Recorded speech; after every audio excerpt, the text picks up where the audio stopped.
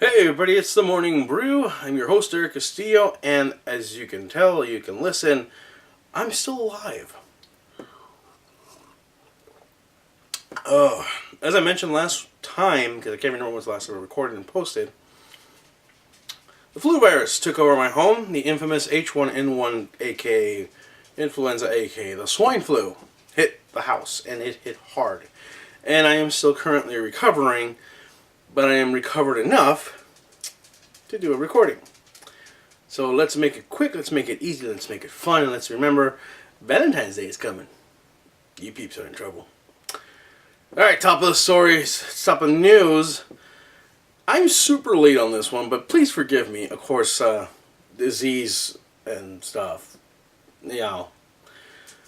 Marvel Studios announces that they came to terms with Sony Pictures on releasing the rights to Spider-Man into the Marvel Universe. And when I say releasing the rights, it means that they're going to allow him to have a play date with us. So, rumor has it that Spider-Man will be appearing in one of the upcoming Marvel films in a slight cameo. We don't know if it's going to be a full-blown action scene, a walk-on, or a, web-swinging character in the background. All we know is that Spider-Man will show up soon. Now, many fans are speculating that during the Age of Ultron, the Easter egg might just be Spider-Man having a conversation with Nick Fury or something like that. I'd be okay with that. I think that just establishing the fact that he exists would be nice. Now, of course, Sony had the Amazing Spider-Man film series going, but that's going to be gone. In fact, it seems that almost most plans that Sony had with Spider-Man are going to be pushed aside, and in fact, 4 Marvel films are going to be delayed. In fact, the Spider-Man film taking over the release date of Thor Ragnarok, which is July 28th, 2017, with a new Spider-Man origin story. Now, we don't know if it's a full-blown origin story. I mean, we've seen the origin twice already, just in film, not to mention 4 cartoons, maybe 5 cartoons. So, if you're not familiar with the origins of Spider-Man by now, get over it.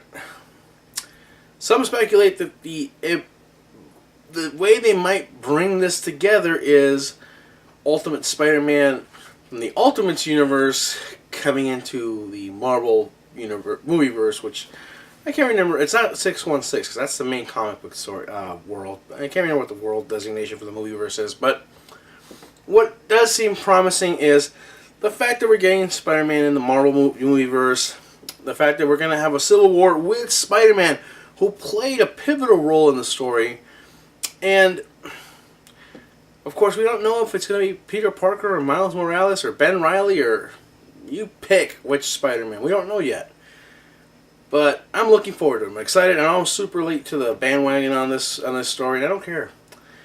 What's interesting to say is that Civil War comes in Captain America Civil War comes in 2016, next year.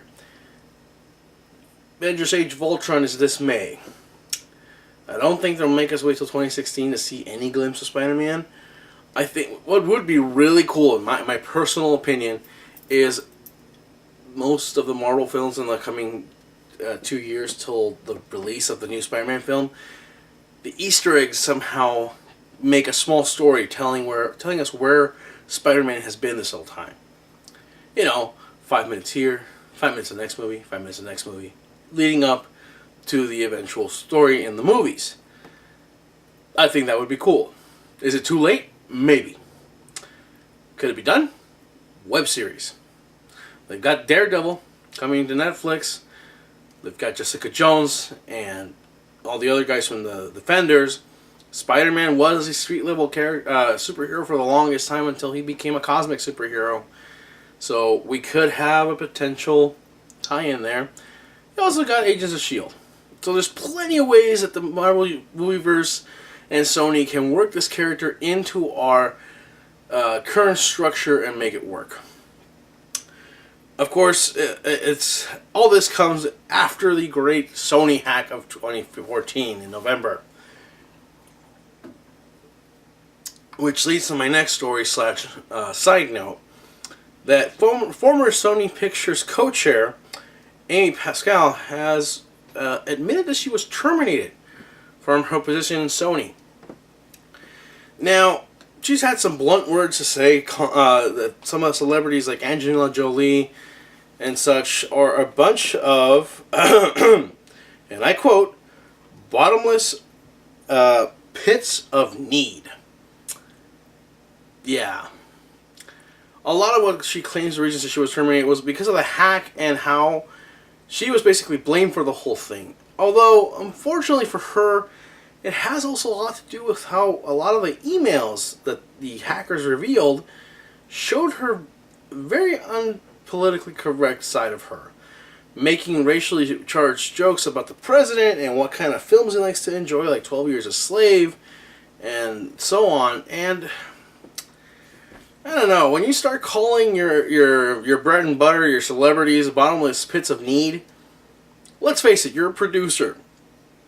Sure, there are some really talented producers out there. There are some incredible producers out there. You're not all a pot of gold.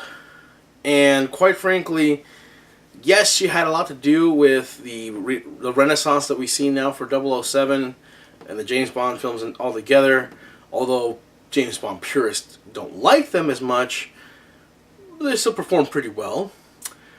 She had a lot to do with the rebirth of Spider-Man after Raimi, just dropped it. And of course, she had a little bit, according to the speculation, she had a little bit to do with Sony and Marvel coming to terms. But now, it just all comes off as very showcase of a very, very bitter, angry person who lost her job.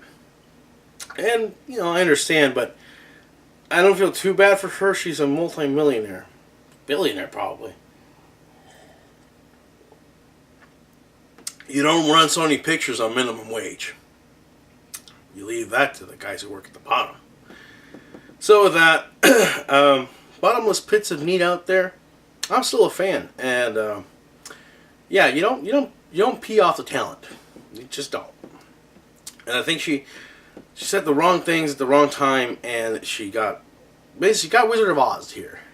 Toto pulled the curtain, revealed that the almighty and powerful Sony Pictures was being run by somebody who was kind of mean-spirited. So, best of luck to her, though. I mean, nobody deserves to lose their job over something that they had no control over, especially hackers revealing a bunch of very, unflattering emails.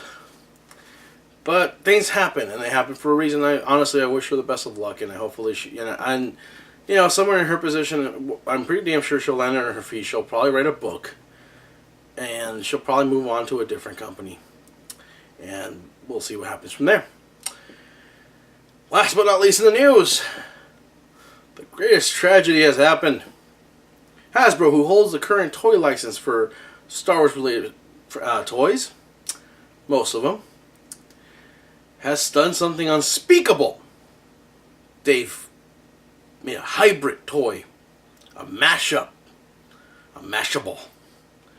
Furbaka coming from Hasbro this coming year. That's right, a Furby / Chewbacca toy, which speaks Chewie or whatever Kashyk's native language is, and it looks like Chewbacca. And it even goes as far as humming the Star Wars theme while it's at it. And yeah, it's the creepiest thing I've ever seen in my life. It'll be retailing for $79.99.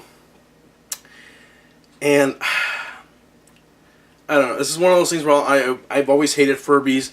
I think they're demonic toys. I really think they're just no.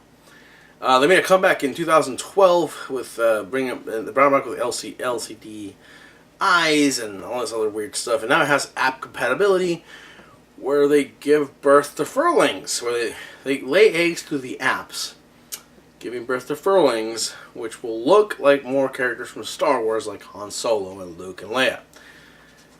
Not something I'm looking forward to seeing.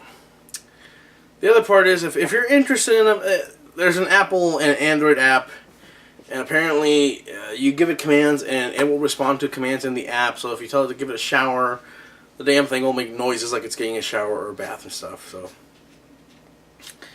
I don't know. I really don't know what to think.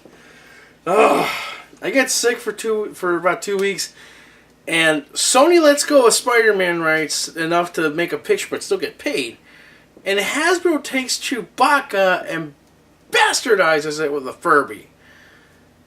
I fear the day I go into coma, because then X-Men, Man-Thing, and Fantastic Four universes will be released back to Marvel the same way, but in turn of that good, the Marvel movieverse will get Furvised. I just created a word, Furvised. You know, like for Iron Man, for Captain of America. You all out there put some positive vibes and hope that I don't get sick. My voice is already starting to go back to hell.